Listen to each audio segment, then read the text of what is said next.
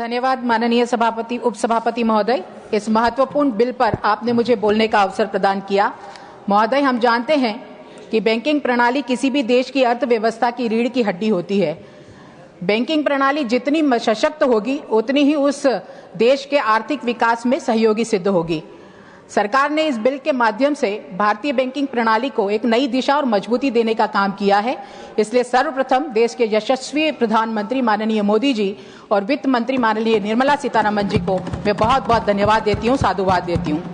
महोदय, मैं याद दिलाना चाहूंगी 1893 का वो समय जब भारत के एक युग पुरुष एक नरेंद्र ने कहा था कि 21वीं सदी भारत की होगी, और मुझे ये कहते हुए बहुत गर्व है कि 2025 में भारत के दूसरे नरेंद्र ने उस बात को सत्यता के धरातल पर लाकर खड़ा किया है।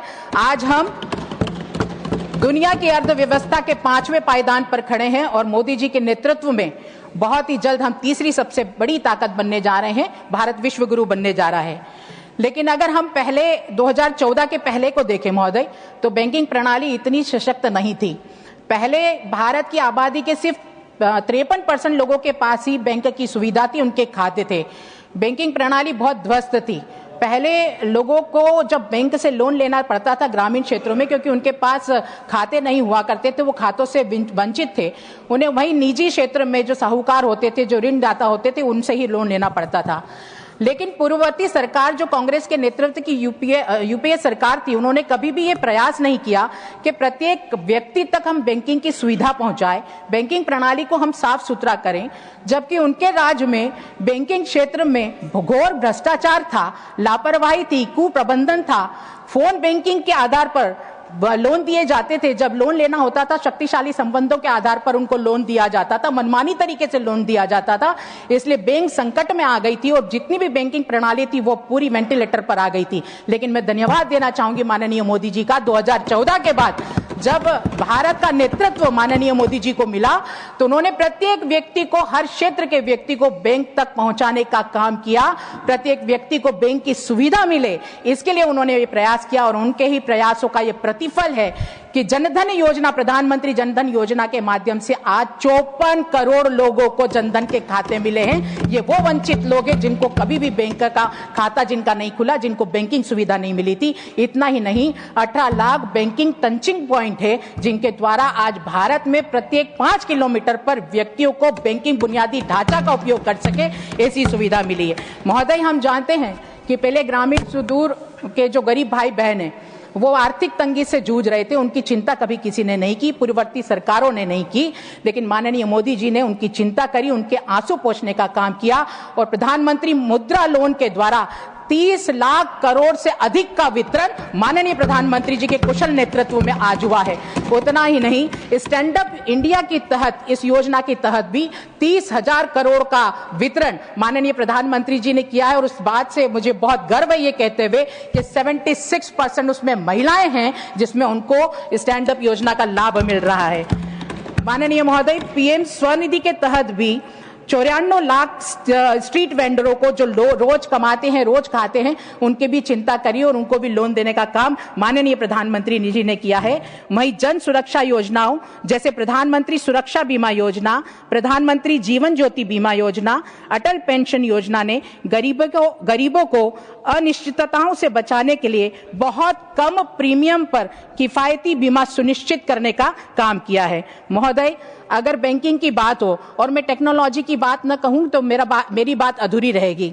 टेक्नोलॉजी के प्रयोग से जीवन को कैसे बदला जा सकता है, ये देश दुनिया को बताने का काम माननीय प्रधानमंत्री आदरणीय मोदी जी ने किया है। मोदी जी की दूरदृष्टि का ये परिणाम था कि बहुत पहले ही उन्होंने डिजिटल इंडिया का संदेश पूरी दुनिया को दिया। ग्राहकों को त्वरित और बहुत अच्छी सेवाएं प्राप्त हो, पारदर्शी सेवाएं प्राप्त हो, इसलिए बैंकिंग में टेक्नोलॉजी का समावेशन पर माननीय प्रधानमंत्री जी ने जोर दिया। और उन्हीं के सशक्त प्रयासों का ये परिणाम है कि आज सब्जी वाला, ठेला वाला, रेहड़ी वाला, ठहरी वाला, सब लोग डिजिटल इंडिया से जुड़े हैं। आज एक सब्जी के पास भी हम जाते हैं, सब्जी वाले के पास, तो खुले पैसे के कारण उसका आर्थिक नुकसान नहीं होता है। 100% उसको पैसे बैंकिंग के माध्यम से, जो डिजिटल के माध्यम से उसके पास पहुंचते हैं। आज हर एक व्यक्ति पैसों का लेन देन डिजिटल के माध्यम से कर रहा है। और इतना ही नहीं, माननीय महोदय, आज जितनी भी जन कल्याणकारी योजनाएं हैं उसको भी डिजिटल करके 100% पैसा, चाहे वो प्रधानमंत्री आवास हो, किसान सम्मान निधि हो, प्रत्येक हितग्राही के खाते में 100% पैसा पहुंचता है। कांग्रेस की सरकार का वो वक्तव्य कि जब ऊपर से 1 रुपया भेजते हैं तो नीचे 15 ही पैसा पहुंचता है, उसको खत्म करने का काम किया, भ्रष्टाचार को खत्म करने का काम किया। पारदर्शिता का इससे बड़ा कोई उदाहरण नहीं होगा। माननीय महोदय, टेक्नोलॉजी का समावेशन पे माननीय प्रधानमंत्री जी ने एक और बहुत अच्छा काम किया। देखिए, बैंक, मोबाइल और आधार तीनों को कनेक्ट किया और इस त्रिशक्ति के कारण जो प्रत्यक्ष लाभांतर है वो बहुत अच्छे से मिलने लगा और लीकेज कम हुआ। और मैं ये बताना चाहूंगी कि लगभग 3.5 लाख करोड़ गलत हाथों में जाने से बचे हैं माननीय प्रधानमंत्री जी के कारण। महोदय, इसके साथ ही संकटग्रस्त खातों की पहचान और समाधान, आर्थिक अपराधियों पर कार्रवाई तथा बैंकों के पुनर्पूंजीकरण और सुधार की नीति के कारण 2014 के बाद से सार्वजनिक क्षेत्रों के बैंकों की वित्तीय स्थिति और मजबूत और उसमें सुधार हुआ है।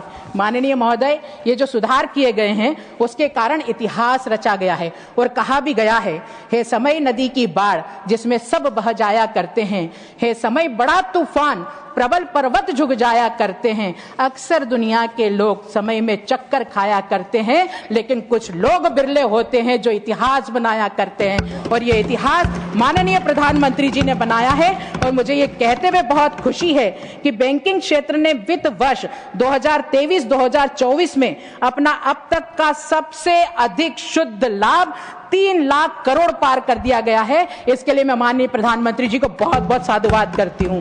साथ ही बैंक ऋण वृद्धि 16% के दशकीय उच्च स्तर पर है और यह सब हमारे अभूतपूर्व लीडरशिप के कारण संभव हो सका है।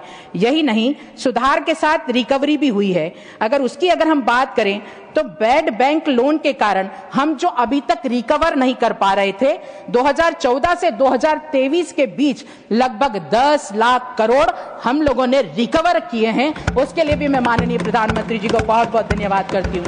यहाँ सदन में बहुत बार ईडी की बात चलती है, मैं ईडी पर भी आना चाहूंगी कि ईडी द्वारा 1100 फ्रॉड पकड़ा गया है और इस फ्रॉड के माध्यम से 65,000 करोड़ रुपए जब्त किए गए हैं और लगभग 15,000 की संपत्ति सार्वजनिक बैंकों को वापस दी गई है। इन अथक प्रयासों से बैंकों का कायाकल्प हुआ है।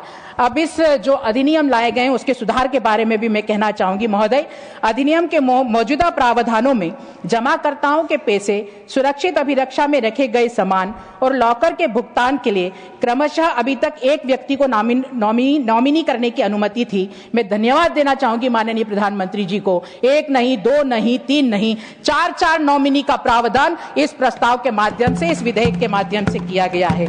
यह बदलाव अनक्लेम्ड अकाउंट को सही उत्तराधिकारी तक पहुंचाने के लिए भी मदद करेगा।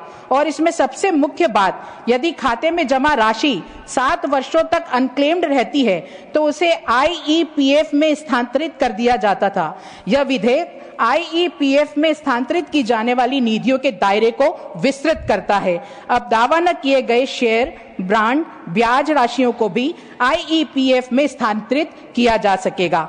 वर्तमान में सहकारी बैंकों में निदेशों का कार्यकाल 8 वर्ष था। इस विधेयक के माध्यम से उसको 10 वर्ष तक बढ़ाने का काम माननीय प्रधानमंत्री जी ने किया है। इस नए कानून के तहत एक और महत्वपूर्ण सुधार किया गया है।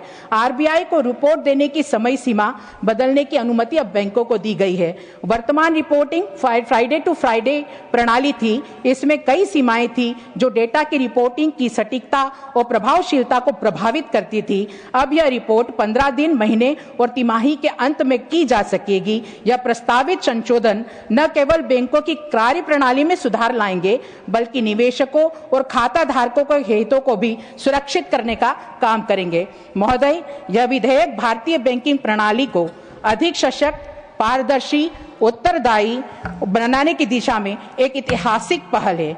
यह केवल बैंकिंग क्षेत्र की कार्य प्रणाली को आधुनिक नहीं बनाएगा बल्कि निवेशकों और ग्राहकों के हितों की रक्षा को भी सुनिश्चित करेगा। इस अधिनियम के द्वारा जितने भी सुधार किए गए हैं, मुझे लगता है कि यूपीए की जो कांग्रेस के नेतृत्व वाली सरकार थी, उनके पापों को प्रायश्चित करने का काम इस विधेयक के द्वारा किया गया है। मैं माननीय प्रधानमंत्री जी को बारंबार धन्यवाद देना चाहूंगी कि इस प्रकार के सुधार माननीय प्रधानमंत्री जी को जो 2047 तक भारत को विकसित भारत बनाने का संकल्प है, उसकी तरफ एक मजबूत कदम है। और ये मजबूत कदम, बढ़ते कदम माननीय अटल जी के उन पंक्तियों को भी रेखांकित करते हैं कि जब तक ध्येय न पूरा होगा तब तक पग की गति न रुकेगी। आज कहे चाहे कुछ दुनिया, कल को बिना झुके न रहेगी। बैंकिंग के क्षेत्र में जितने भी फ्रॉड हुए थे, उन सारे फ्रॉडों को उजागर करना, बैंकिंग प्रणाली को सुदृढ़ करना, बैंकिंग प्रणाली में पारदर्शिता लाना, उसमें मजबूती लाने का काम माननीय प्रधानमंत्री जी के द्वारा किया गया है। और इस बैंकिंग का जो अधिनियम आया है, उसमें जितने भी सुधार किए गए हैं, निश्चित बैंकिंग प्रणाली मजबूत होगी, उसके द्वारा हमारी अर्थव्यवस्था मजबूत होगी और हम जल्दी तीसरी ताकत बनकर भारत को जो विश्व गुरु बनाने का हमारा सपना है, उसको हम पूरा कर सकेंगे। और माननीय मोदी जी के नेतृत्व में पुनः वो दिन कि भारत विश्व गुरु बनेगा, दुनिया के मस्तक पर भारत रौली जैसा चमकेगा, वो दिन हम देखेंगे। पुनः मैं माननीय प्रधानमंत्री आदरणीय मोदी जी को, देश की वित्त मंत्री माननीय निर्मला सीतारमण जी को इस बिल के लिए, इस संशोधन के लिए बहुत बहुत धन्यवाद देती हूं और इस धन्यवाद के साथ अपनी वाणी को विराम देती हूं। जय हिंद, जय भारत।